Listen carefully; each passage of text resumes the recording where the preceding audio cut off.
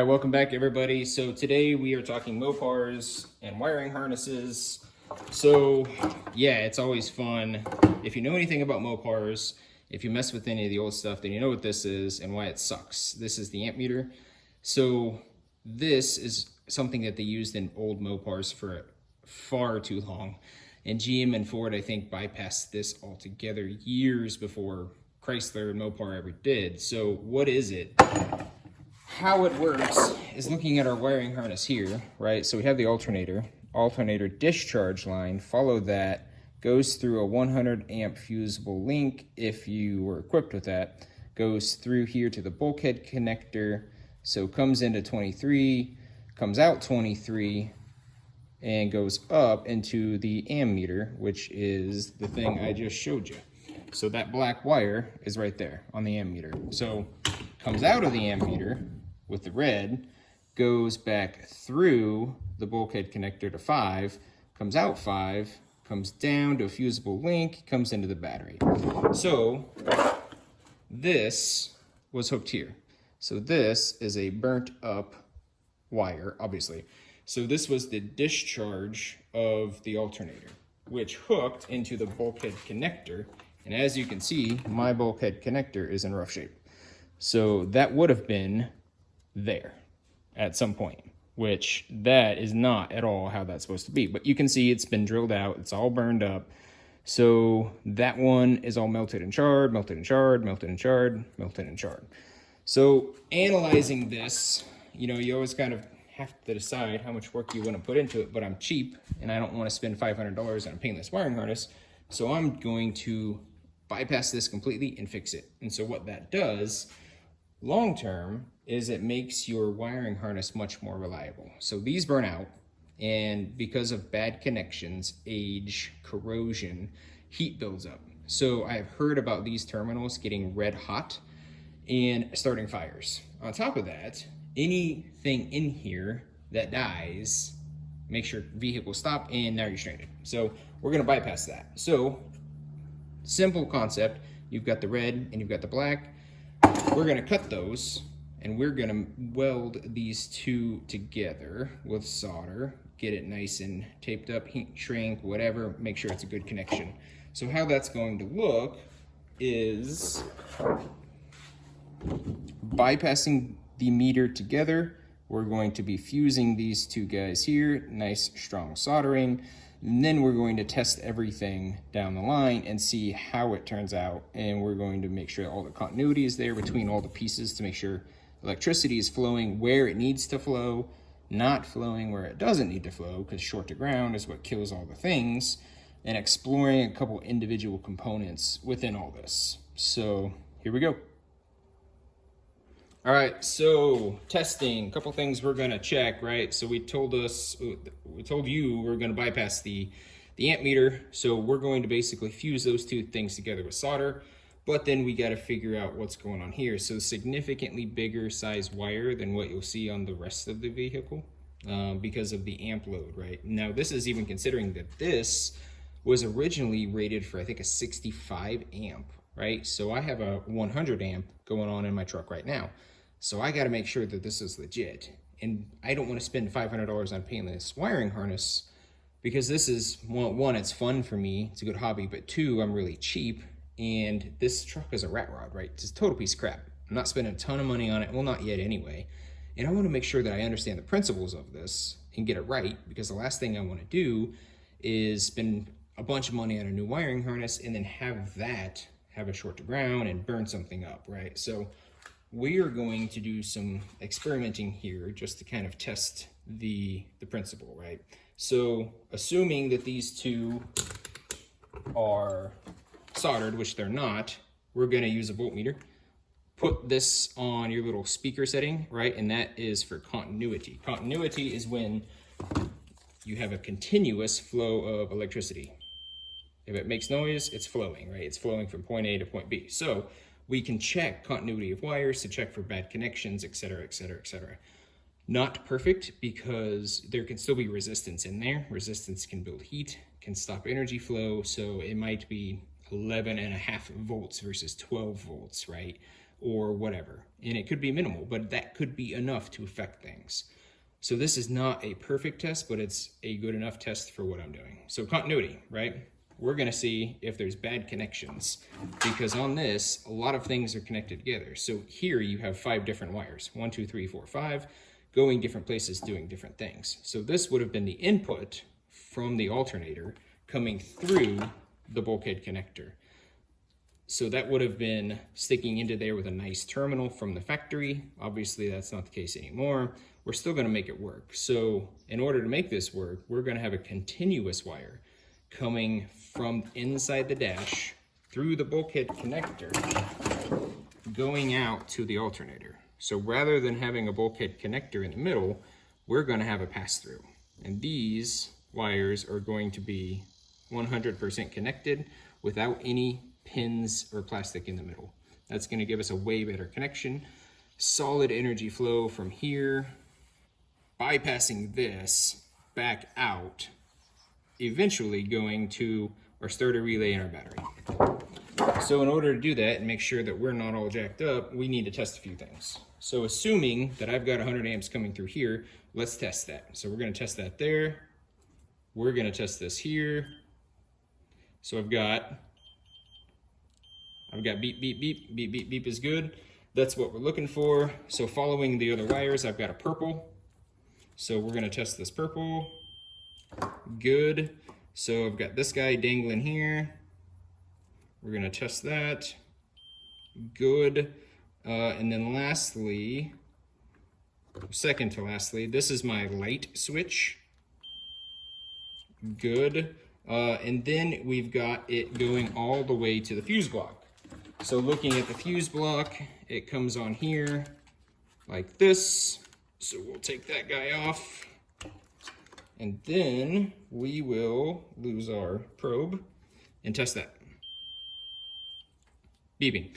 So we know we have continuity from the input to all of the secondaries going to our fuse block. So that wire coming off the ammeter right there, going into it. So coming all the way from the alternator, following it through, we know we have good wires going all the way here to this connection, which was the purple. The ammeter, we know that it was coming off and it was going to the fuse block. We tested all that. So we know that wire is good, that wire, that wire, that wire. All those wires are good. So here's why that matters. Might seem redundant, but if you can see it, take a good look. See this wire right here. This one is a hot mess. And you would never want to use that in your truck. And when I bring up the continuity, that's important. So even though that this wire is in here, technically it's in one piece, we're going to test it and see what happens.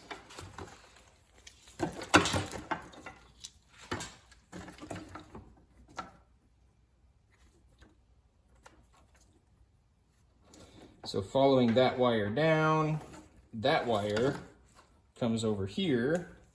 So doing continuity. So there's continuity, but here's the problem.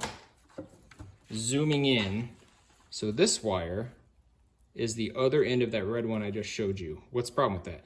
Well, it's burned all the way through. And so when that happens, it produces heat. When it produces heat, it gets weak. When it gets weak, it builds resistance. But not only that, it doesn't play nice with its neighbors. So these two are actually stuck together. It produces so much heat that it weakens and ruins the ones next to it. So there's no shielding left on this. Now I haven't messed with this. This is just the heat, right? You don't want to use this in your truck because this will burn that sumbitch down. So look how weak and floppy this is. Like a good, nice wire is sturdy.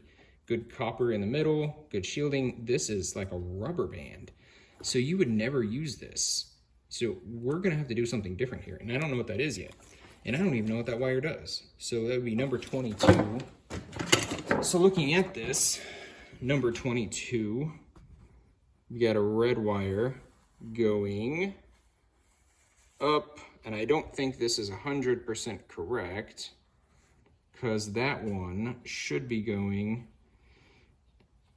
if I'm right, it should be going to the ignition switch somewhere.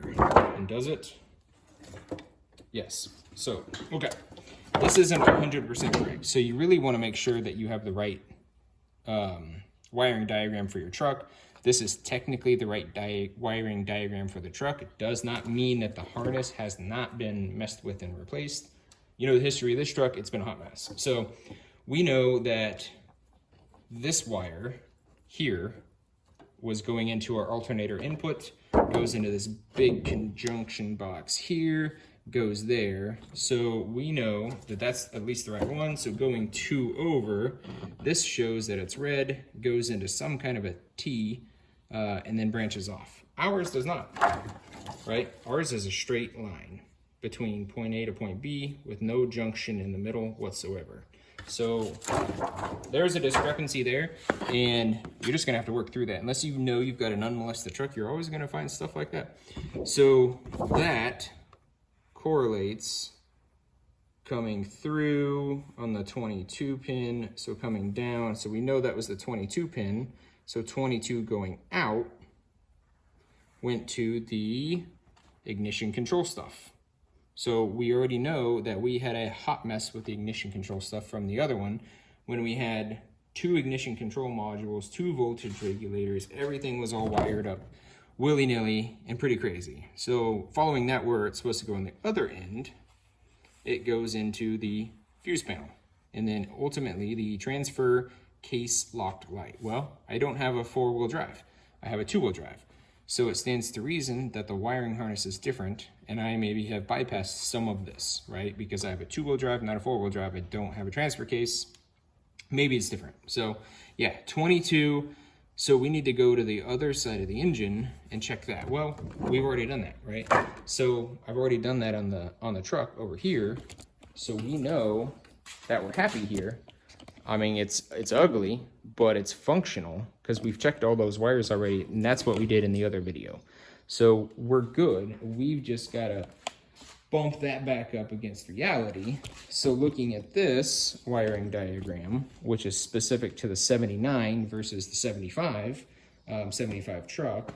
So looking at the 22 here, and following that out, which is a 16 gauge red wire, sure enough, it goes to the same place. So if we're happy between this point and this point inside the engine bay, then all we've got to do is just figure out what's going on the inside of the truck, right? The inside of the bolt connector. So following 22, on the inside, you've got a red, a 14 gauge and a 16 gauge. So that dual splice that you saw should have been on the inside, which means that on this portion of it, at one point in time, may have been a pigtail, right? There may have been 2 wires coming off of it, just like you see 2 wires coming off some of these ports here. So what happened most likely is because it's a larger port, see the difference in size? You've got some that are singles and some that are doubles. The 22 is a double. So there was space for 2 terminals. One of them is long gone. So whatever that one that was long gone, is long gone. And I'm guessing it was that transfer case one. So coming out of there, even though it shows that junction at 22, it shows it being right there, right? It's not really representative of where it's really at. Like, it exists, but things are not always geographically exactly where they say they are, right?